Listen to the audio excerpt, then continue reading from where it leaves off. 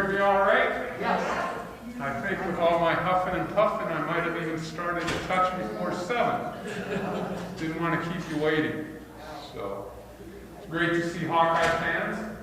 And great, this is the first time I've been in your beautiful buildings, Oak Knoll East.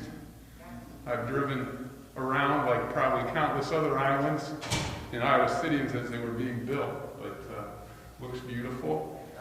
And I don't know if any of you were ever over at Oak Knoll, but when I go over there every year, I call it Pentecrest West. There's so many islands, Hawkeyes that are there. I'm going to have to work on a nickname for your facility, but see some familiar faces and some that I look forward to meeting. Not a setting, probably maybe have more of a conversation than just a presentation, but August is upon us, a great time of year for many ways. In the area that I work, Hawkeye Athletics is fully engaging along with campus. So hopefully Iowa Book and Supply is busy with souvenir hunters and books and all that, Pete.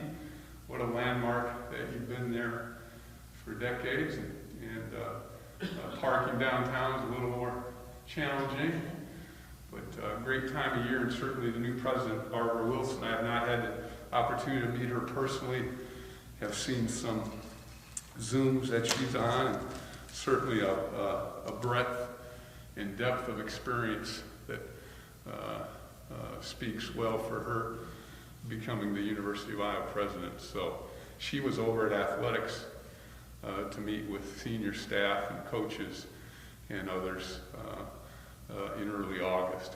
So, but I'm Andy Piro, for those that don't know, and pleased to be here to give you a Hawkeye update. If you're not familiar, I'm an Iowa City native, the youngest boy of Grace and Whitey, and been with the university since birth, one way or another. Campus programs, student activities, campus programs, sports camps, rec services, our alumni association, 20 years in athletic development at the foundation, working for some great leaders, including the late Darryl Wyrick and Michael New, and then some with the great current leader, Lynette Marshall, and then the last decade plus directly in athletics with Gary Barta, who's entering his 16th year as AD, and some still consider him the new AD.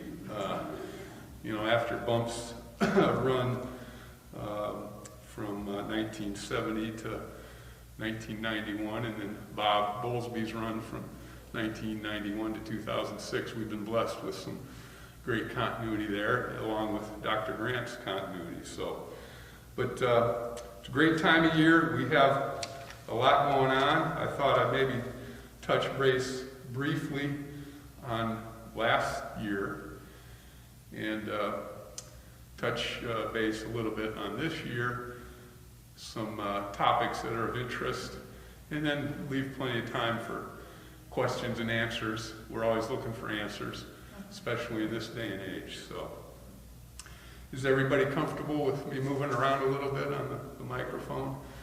And before I forget, I know the real reason you're here is to get the schedule poster. So, they're hot off the press. Football schedule posters are in back.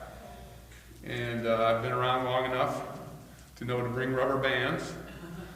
So the rubber bands back there, and then we have some Hawkeye pens and some Fight for Iowa keychains and some schedule cards.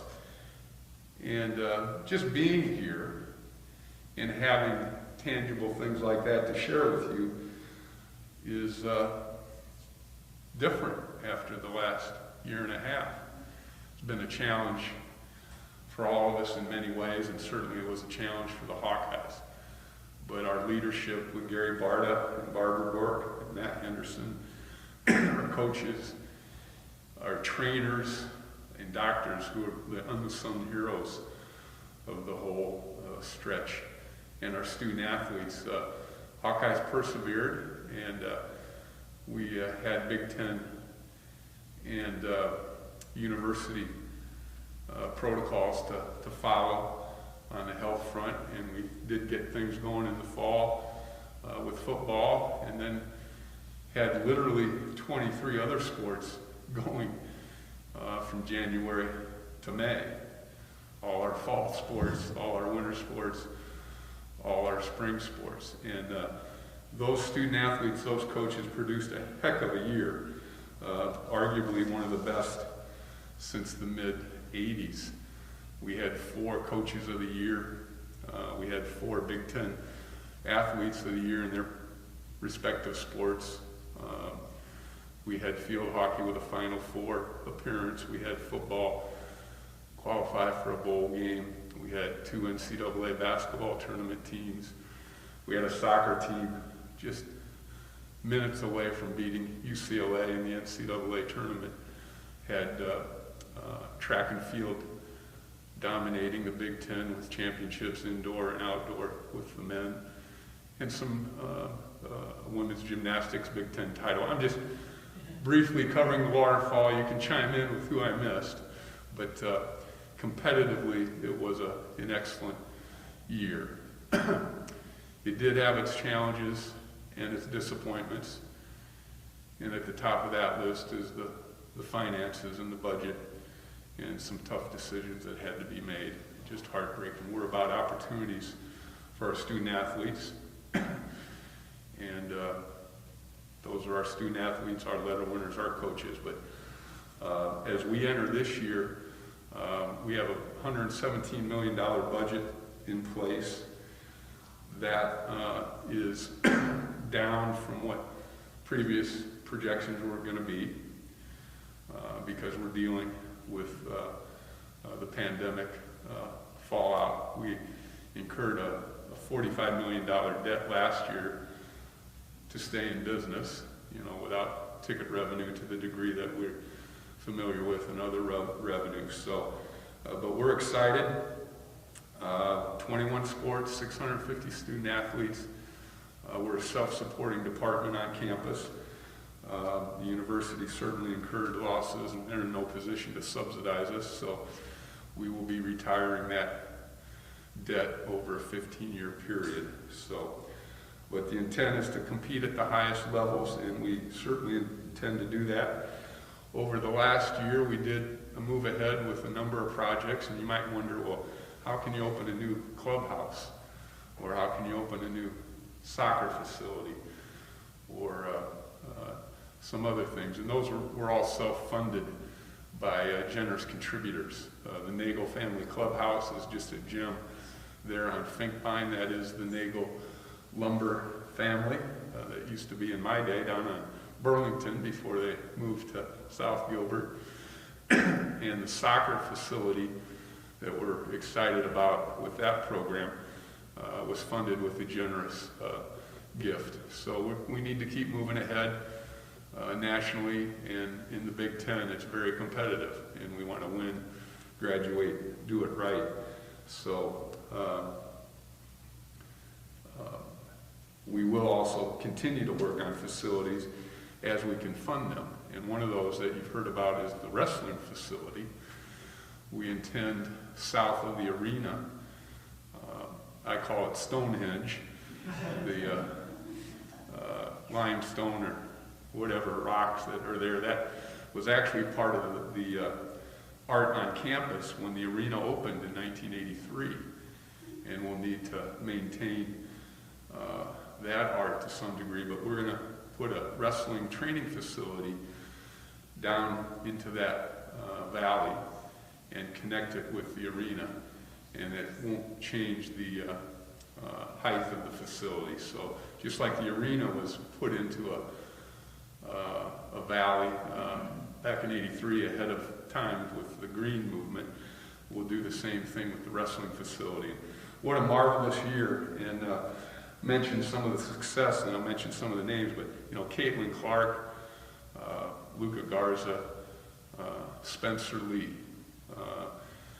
and they led their teams, and we're looking to continue the stretch. 2 years ago, it was disappointing to win the Big Ten title and then be ready to go to Minneapolis and wrestle in front of 50,000 fans for the national title, and the pandemic pulled that out. But they stayed focused. Coach Brands was a Big Ten Coach of the Year, and what a year they put together under the pandemic and winning the national title down in St. Louis. So, but we're excited. Coach Ferentz, a challenging schedule, credible, at least start with two highly ranked teams.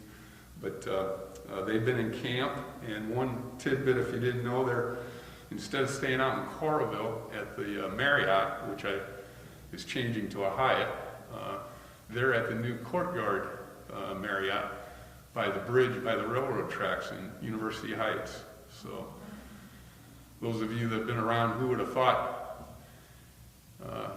30, 20, 10 years ago that a hotel would go up in University Heights? So credit to them, and that works great for our players. They do walk from there to the Hanson Football Performance Center. They practice in the morning, and that's because of safety concerns. There's only one practice with equipment each day.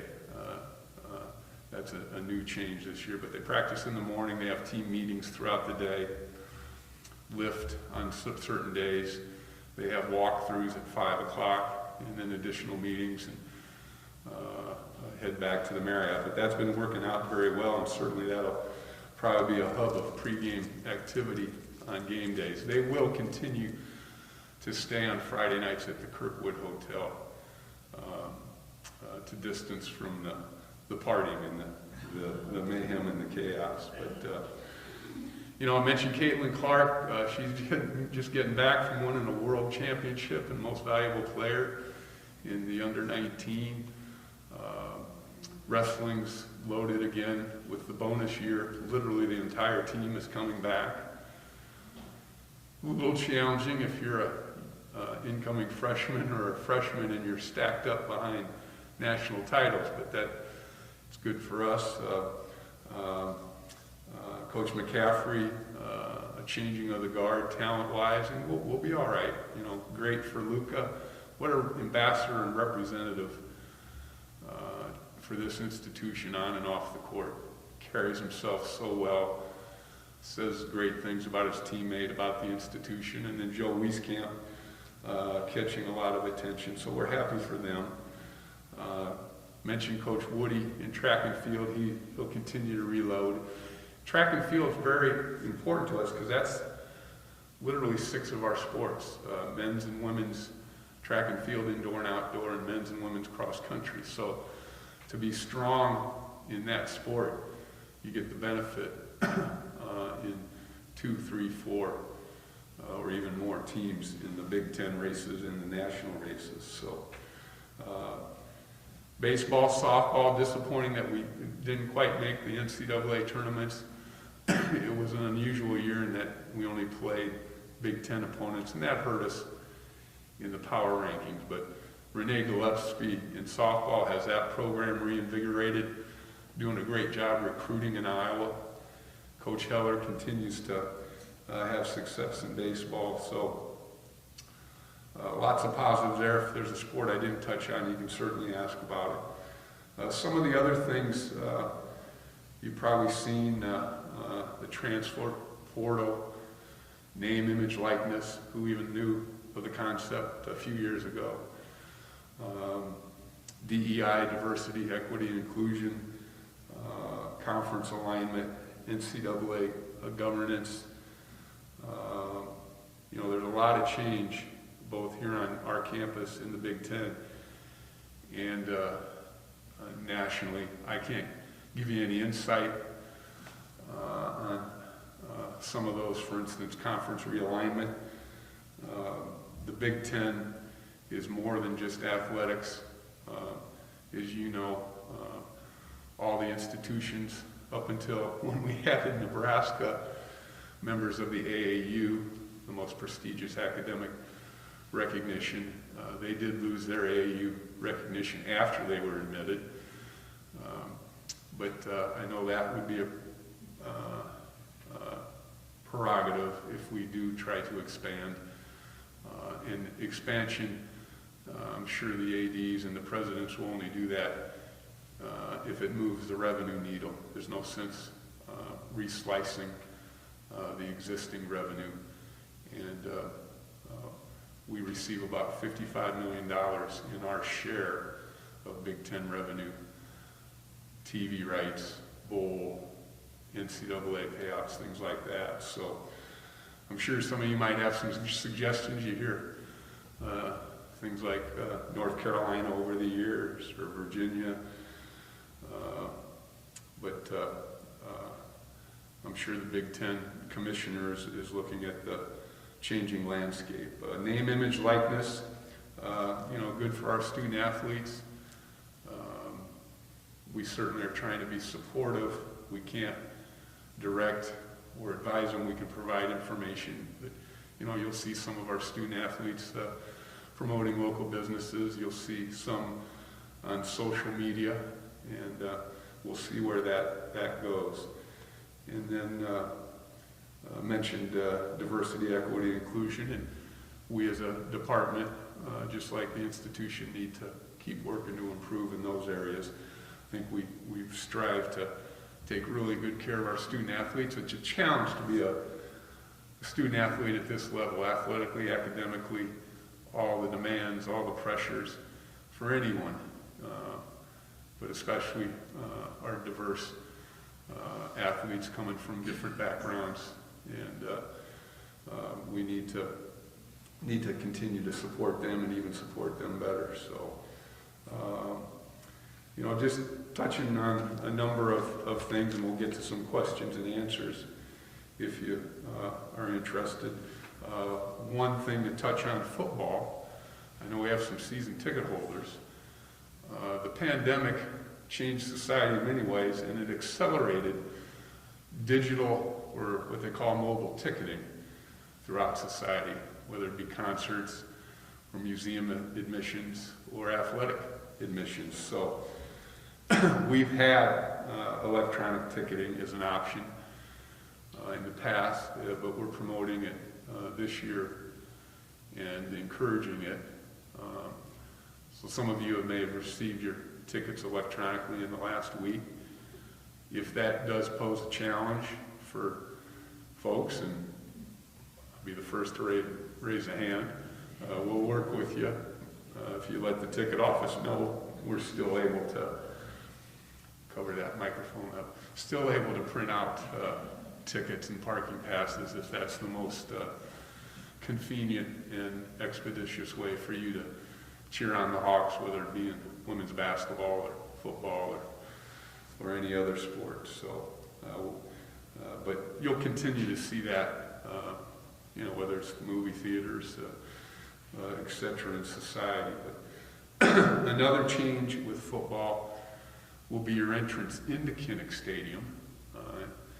Again, change can be difficult. I know we all have our routines, and we are changing and eliminating some of the entrances on the east and west grandstands, and we're focusing on the four corners and on Gate A, which is the now Kinnick statue. And if you want to have any trivia, Gate A is the busiest gate we have year in, year out for entrance.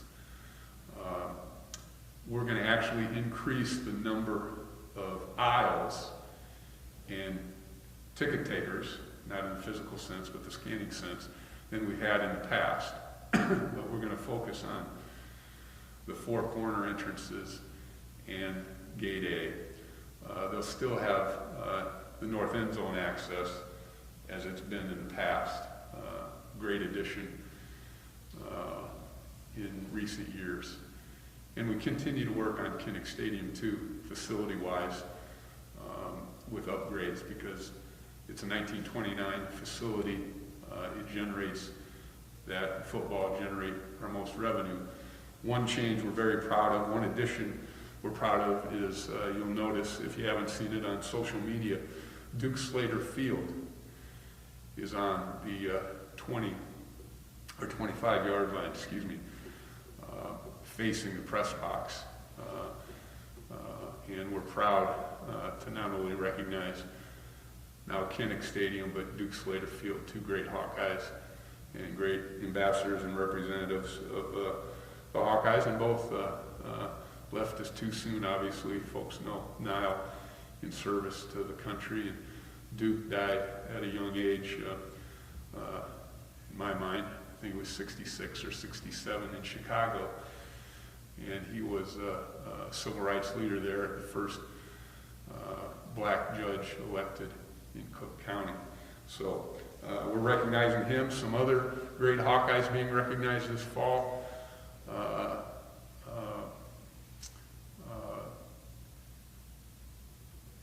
And I'm blanking here for a moment, but we'll catch up. You know, we've had Duke again and Alex Karras being recognized in the NFL Hall of Fame. And their relatives will be with us the Penn State game as we recognize their induction in the NFL Hall of Fame. And speaking of Hall of Fames, we're excited this fall to have another class. It's a class of 10, very diverse in many ways, including over the decades, anywhere from the 1890s all the way up to the 1990s. I'll pick out a few names that you'll recognize and hopefully know all the others as they get inducted the Indiana weekend. But Fred Mims, a longtime Hawkeye great, he was a great baseball player for us, led us to the Big Ten title and the College World Series 72, but he's being inducted for his great work as an administrator at Iowa. He created the academic advising and the compliance areas under Bump Elliott. And you're probably familiar with Fred and his wife Sue, but Fred will be inducted. Ed Podolak, another name you probably know, being inducted. It's a tough Hall of Fame to get into. 204 Hawkeyes are in our Hall of Fame as either athletes, coaches, or administrators. And that's with athletics starting in 1889 all the way up to the current day. And I mentioned the 1890s. We are recognizing Frank Kinney Holbrook, who lettered in 1895, 1896. He was our star player on our first conference championship team in any sport. It wasn't the Big Ten, and it is a long name with about 5 titles, so I'll let it go at that. But he was the leading scorer. He was the first black student athlete for Iowa and the first black student athlete in the state of Iowa. So it's great that we're recognizing him. And there'll be others, names that you recognize. Christy Hanks, a great softball pitcher, and others. But that'll be the first weekend. So kind of covering the waterfall there. I know it's a little warm in here. Between that and my monotone, I might be putting you to sleep. But let's remind you, we got schedule posters, some luggage tags, some pins, and schedule cards, and we will be producing those for other sports, but I could only lug so much, and we'll have soccer and field hockey and others at the arena and other venues if you want to get their schedule cards and posters. But why don't we, besides that, give away some Hawkeye souvenirs, and you can't win if you don't play, so hopefully you filled out the registration forms. No registration forms. We're gonna have some categories. Hopefully I won't get in any trouble with these categories. And if I do, I'm not intending it, but have a Hawkeye football media guide. We want to recognize seniority here. So does anyone want to claim the most senior woman Hawkeye fan here? And that may be a little dicey on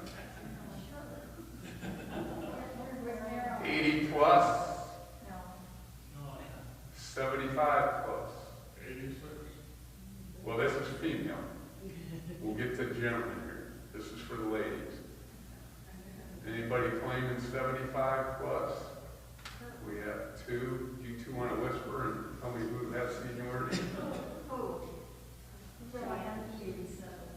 Oh, Joanne is older than I am. There you go. And then we'll do the same. Who has seniority as for the gentleman? 86. 86 going once. 86 going twice. 86 sold.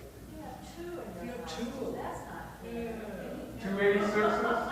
Oh, he's back there. Okay. I don't think you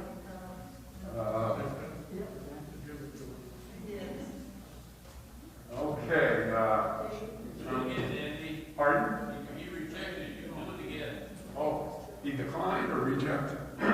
It's the same household. do it again. There is a difference there, so he's declining. That's gracious of you. Who, thank you. Great. I think you were you next? Not yet. Pete going once, Pete going twice, sold. And you were just trying to sell stuff. You gonna have room for that? Pete, I wanted to see that collection.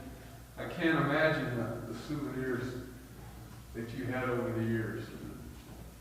I assume it might have been difficult in some cases to part with, but thanks for being a great entrepreneur there on the corner, Clinton and Iowa. So go Iowa, go. How about on the other end of the continuum? Who's going to be the rookies in this class? How about we'll go with the ladies again? Who would be the youngest, we think?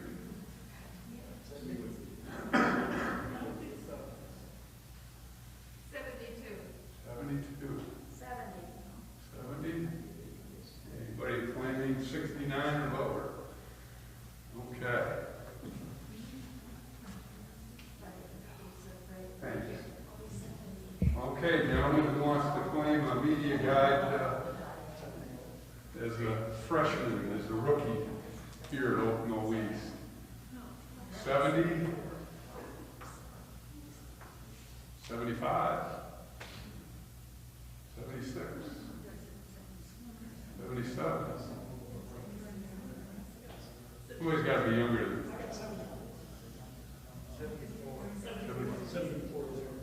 74, 74. Anybody lower than 74? Okay. Well, we have two different households there, so we won't have another media guide, but we don't want to have you guys arm wrestle. So follow me out to the car or something. I'll get another one for you. Who wants to claim this one? Then I mentioned some championships. We had both Big Ten championships and some national success. Big Ten championships, women's gymnastics. Larissa Ridley was coach of the year. They won the Big Ten title regular season for women's gymnastics. Joey Woody, men's indoor and outdoor track. Coach Brand's the Big Ten title. But Coach Brand's also went on with the NCAA championship title. And one size fits all. So if you're a double X and you win this, good luck. And I'm sure you'll have friends wanting to get a medium there. So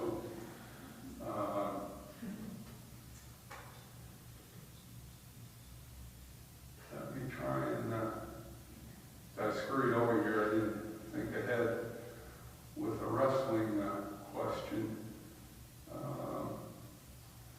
Why don't we go? Who was the first black NCAA wrestling champion in history?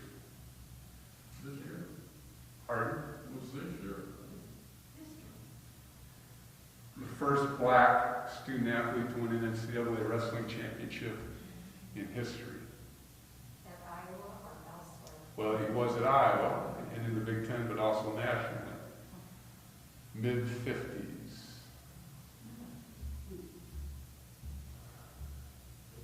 still with us. He's retired, living with a daughter in Kansas City. Just was a great ambassador for us over the years. He was over in the Quad Cities.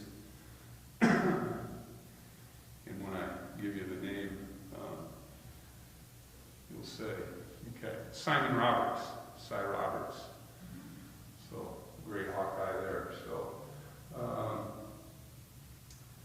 well, here's an easy one. It'll be buzzing. Who was the recent bronze medalist, Hawkeye alumnus in the Tokyo Olympics? Yeah. I think you might have said it first. Yeah. Medium. Yeah. There you go.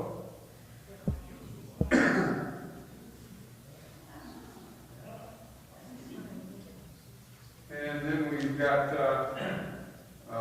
Big Ten Indoor Track Championship T-shirt. This is just what I had in my Oval Office, so I'm not trying to pick on not having a women's Final Four NCAA field hockey shirt. Coach Salucci did a great job. And, tell me what high school our current track coach attended. Think Pete. I don't need it. Okay. So, yeah, you know it. So I go from too hard or too easy here. So, let me thinking on track here. Okay. Cool. Who is a landmark local physician who was a member of our great track success in the mid-60s? We just changed offices too, along with some other names we know. Tom Preston Internal Medicine. Yes. You've already got a T-shirt, so. What size is that one? This is an extra large. So, Doc Kelly. So, yeah. What was his sport? Track. He was a quarter miler. And, yeah. So yeah, Tom Preston Internal Medicine, who would ever think they'd leave where they were for 50 years to be across from Regina and the corner of Rochester and First. So, okay, another local Hawkeye, former track coach, 1956 Olympian for us. He ran track for us, ran in Sydney, the Olympics in '56, and was a long-time track coach for us. Tall gentleman. Got it. We were sticking with some local knowledge there. Well, I've bored you on those door prizes. Next time we'll have you sign up slips and we'll go quicker. So, oh, you sir, a media guy, right? Yes. Okay. Open mic, any comments, any questions, any answers? We're looking for answers. I certainly can't cover a $117 million self-supporting enterprise in a few minutes. So, Pete, you shot your hand up. How important has a new football facility been for recruiting? Not a coach, longtime fundraiser. I would suggest that it's very important. As Bob Bowlesby, who's now the Big 12 commissioner, how about being a commissioner these days? That's been a heck of a challenge. And Bob was a great AD for us. He said something to the effect, you can't hardly afford to be in the facilities race, but you definitely can't afford not to be in the facilities race. And, surveys and anecdotal information, coaches are critical. The school itself can come into play, but facilities are right up there. And the Hanson Football Performance Center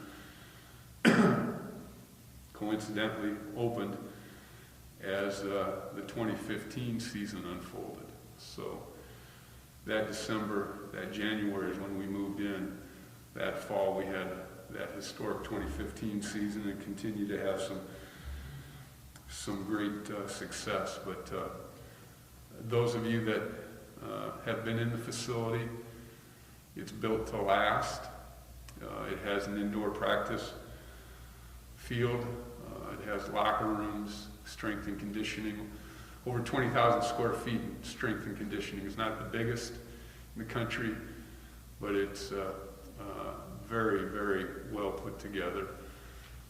Our trainers in sports medicine work out of an excellent training room, meeting rooms for the entire team in a theater setting that can be broken up between offense and defense, individual breakout rooms, and those are great classrooms, and that's what they are. They're classrooms, so they're well appointed with technology, larger facilities for entertaining and for training table, coaches' offices that are very functional.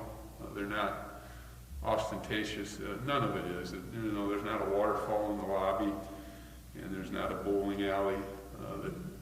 Things like that have surfaced at other institutions. And then the lobby, the Will and Renee Moon Legacy Hall does a great job encapsulating Hawkeye football history.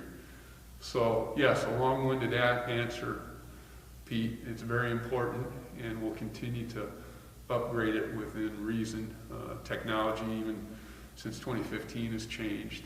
So we will continue to enhance that, and we'll continue to enhance Kinnick Stadium, the 2005-2006 project that put up a new Breckler press box and a new south end zone, new locker rooms, etc. And then the north end zone project with additional premium seat opportunities and a wall of sound. That verticality in that north end zone really keeps the sound in. So we're going to keep investing there, but we're also investing in other sports, and I mentioned some of those. And believe me, there's not a coach that doesn't have a list, and Gary has to educate them on the difference between wants and needs and wants. So, yes? What is the status of the athletic administration concerning vaccines for their athletes? Changing landscape, I didn't mention that. I think, touch base briefly maybe in Augspan. The protocol this last year was incredible. Enhance the safety of our student athletes and our coaches and staff, and the fans, which were limited in most cases just to parents. Our sports medicine doctors, our trainers, and then UIHC were incredible. The Big Ten mandated conference-wide testing. They hired third-party testers. They hired them, we all eventually pay for it, but it was to routinize. So there was a variety of tests depending on whether you were competing, depending on the sport, but the rapid antigen tests, and then the PCR tests. In the Feller Club room, if you've ever been in the arena, most days was just a steady stream of hundreds of student athletes and staff getting tested throughout the year to contain that challenge, and they did a marvelous job, those folks. God bless them. And now there is no Big Ten-wide protocol.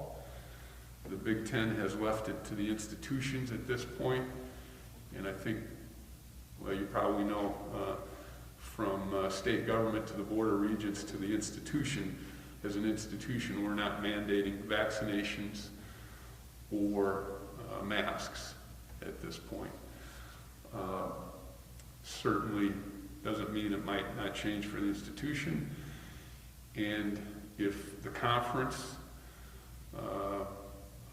decides differently, we'll certainly have to look at that. But Those that are vaccinated have no testing at this point. Those that are not vaccinated will have weekly testing. And I can't tell you what our percentages are on that. You've read in the paper, Coach Ferentz mentioned that we were about 70% at the media days in Indianapolis, and we're at a higher figure now. So, but yeah, at this point, our facilities do remain closed. If you go over to the arena, we'll have schedule posters right inside the doors, but that still remains closed to coaches, staff, and student athletes, as do our other facilities. We're having fans in the stands. Soccer's had great crowds for 2 exhibition wins with soccer. Season ticket sales for football have gone well. We still have a few thousand left for Indiana, but we'll anticipate selling out many of those games. And we're selling season basketball tickets and wrestling, but right now, no required vaccinations for our student athletes or coaches. But if they're not vaccinated, they'll be subject to weekly testing. Yes? You talked a little bit about the game day experience. What will it be like for the alcohol sales? Where will it be, and how will that all be handled?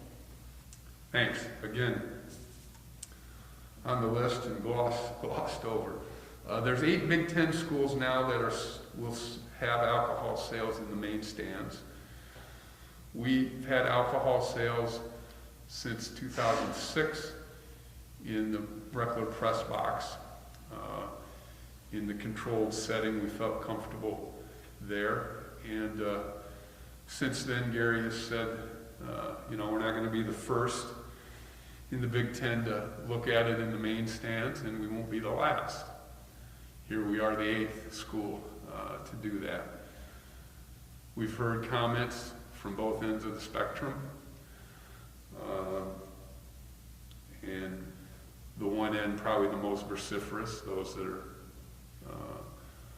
against us doing it, but we know many fans will be accepting of it.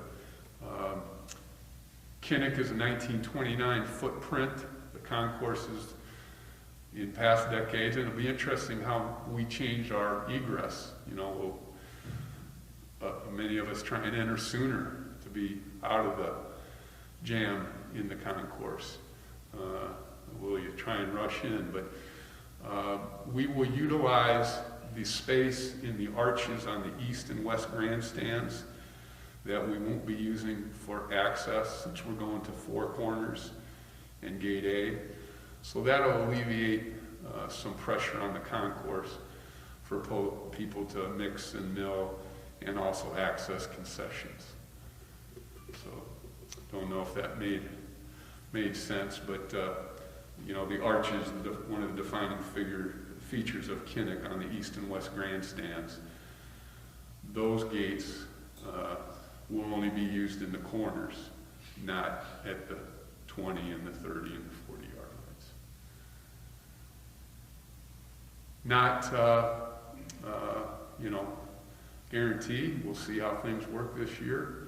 Certainly other people have done, other institutions have done it, and we'll, I'm sure, maybe tweak things, but optimistic having a little bit additional space in the concourse will be good for all concession sales and for movement. So, another hand. What is the plan for Carver as far as space seating or half the arena? Plans for Carver and what? Basketball.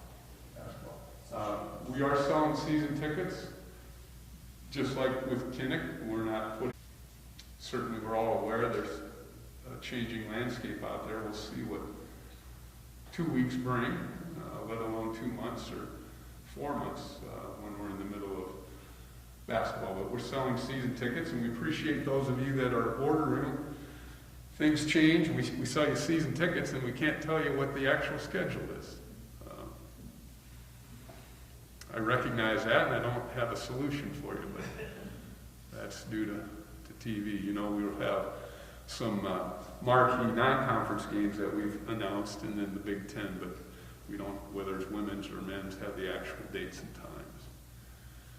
Let's hope that we can have 15-5 at Carver for that wrestling team. And how about Caitlin Clark on women's basketball? We're optimistic we'll have a lot of new fans wanting to be there in person. And certainly some rising stars on men's basketball. So we doing all right? A few more questions. Haven't had any great answers yet from you to take back, so feel free to chime in. Andy, what is your specific duties? That's a loaded question. I'm the old guy. You know, at the foundation, working for Bump and Darrell hired me. I was blessed to work for and with Mark Jennings for a long time, and then Michael New and Lynette Marshall and I worked up. I was the head of our athletic fundraising in '09 when I stepped aside to help the folks. And when they passed and that rhythm was right, Gary just put me into athletics, which I thought was the best thing. You don't need an old guy. Matt Henderson had taken over our athletic development, and he didn't need me in the same hallway. So Gary hired me. I'm assistant athletic director and executive director of the varsity club. So I still do fundraising, work with our little winners, try and get out with our fans, and you know, hopefully this fall be working some with, say, the relatives of the Duke Slater and Alex Karras as we recognize them. So a mix of things. So, yeah. Yes. Is there any talk of reinstituting the Iowa City iClub gatherings that were pre-game, The Johnson County iClub, you know, those are our auxiliary groups. They exist to support the Hawkeyes. We don't try not to get involved in local politics, whether it's Polk County iClub or Johnson County iClub.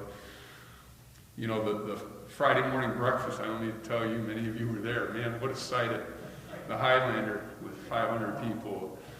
Or in later days, Keith Jackson wearing bib overalls to pay tribute to Hayden. Hayden with the twang, and you know, that got started in the early 70s with some local folks like Earl Murphy and the McKeans and others, and great tradition, but you know, times change. So right now there'll be a kickoff luncheon Friday before the first game. So hopefully you'll be getting recognition or receive information on that. That's at the Marriott, soon to be the Hyatt, and that's been in place for several years. It's 400 Hawkeye fans to hear Kirk kick the season off. Johnson County also has another event next Thursday in North Liberty at the Tin Roost, and they do other events throughout the year. I can't speak for them. Don't think it's going to happen in Kirk's regime. A new coach may look at it differently, but Kirk and Hayden were just stalwarts doing that, and stalwarts doing iClubs all over the state. Things changed, you know, back in the 70s, you know, Bud Suter and others would take films to Dubuque and Davenport and Des Moines on Monday to show them to Hawk fans. You know, nowadays you're inundated with information, so yeah. Always put in a plug with your local Johnson County iClub leaders. Yes? Yeah, going way back in the past, when I was in high school, back in the 1950s, my hero, Hawkeye hero, was a basketball center by the name of Chuck Garland. Do you remember him and have any information? Unfortunately, I'm going to tell you that Chuck passed away this summer out in Colorado. But one of the Hawkeye greats and a Hawkeye Olympian. And, you know, to to put the numbers up he did, scoring and rebounding, he and Murray Weir are our only consensus All-Americans in basketball. I think all the great basketball players we've had, but those two are our only consensus All-Americans. That leads to Andre Tippett will be recognized at the Minnesota game, as will the 1981 Big Ten football championship team who played in the '82 Rose Bowl. Andre just got inducted in the College Football Hall of Fame, and he's the 10th name.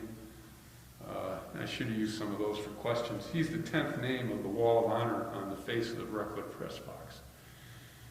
To get on that, and there's only 10 Hawkeyes now, you have to be a 2-time consensus All-American or a 1-time consensus and be inducted in the College Football Hall of Fame. You also have to be in our Hall of Fame, but that's kind of assumed. But Pete, you can rattle those 10 off, can't you? Got Duke Slater, Devine, and Locke from the national championship era. You got Chuck Long, Larry Station. Yeah. Now Kinnick. A great quarterback from the mid-50s. And there were some great quarterbacks in the mid-50s, but Randy Duncan was the one. Kenny Payne was awful good, but like I said, you got to be a consensus All-American and in the College Football Hall of Fame. So I think we might have covered most of those.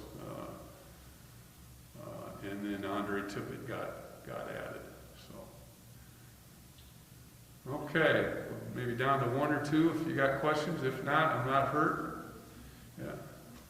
Any regrets about the attempt to run sports, swimming, diving? I can't speak for Gary or the president. I can speak as a staff member, can speak as a Hawkeye fan. And I mentioned it earlier, it's heartbreaking. I know those coaches past and present, know a lot of those student athletes, know a lot of those letter winners and fans. I was not in the AD's or the president's chair. I know they did not decide that lightly. And in decisions like that, it's a pretty tight circle.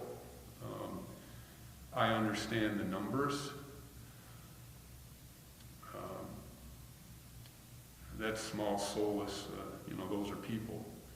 But I mentioned we got a $45 million debt that we're responsible for. And we aim to compete at the highest levels. And decision was made that to do that, we needed to reposition the budget. So, not what you want to hear, not what I want to say. I know that it very emotional for Gary and Barbara and the president and those that were involved in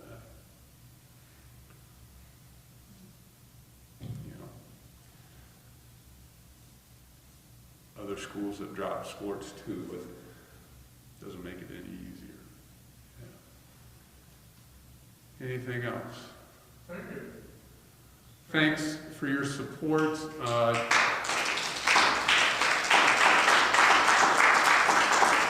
We will continue to recognize, in fact, Dan Bachman, a gymnast, is being inducted in the Hall of Fame this year. And there'll be other swimmers and divers and gymnasts and tennis players that will be inducted in due course. But thanks for your support, your enthusiasm. We can't compete at the levels we aspire to without your support through ticket sales, through private gifts, through buying souvenirs, being in the stands cheering on our fans, cheering on our athletes. That's going to be so great. And one of the drawbacks last year, not to have fans literally embracing Luca and Caitlin and Spencer. And now you will. And let's hope as a country, we continue to keep things under control. On Iowa, go Hawks, go Oak Knoll, and my mission is, before next year, come up with a nickname for Oak Knoll East. Let me know if you have suggestions. Thanks. See you.